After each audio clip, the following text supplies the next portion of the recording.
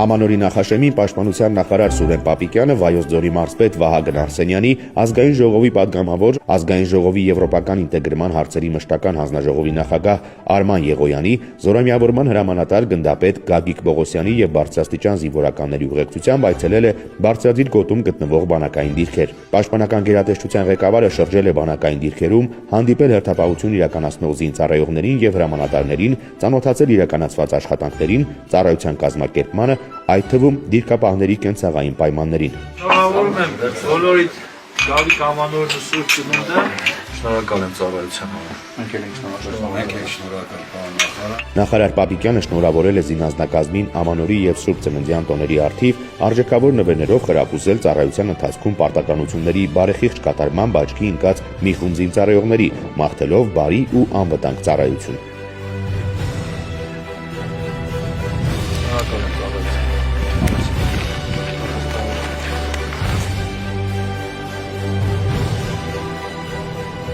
Ծառայում եմ Հայաստանի Հանրապետության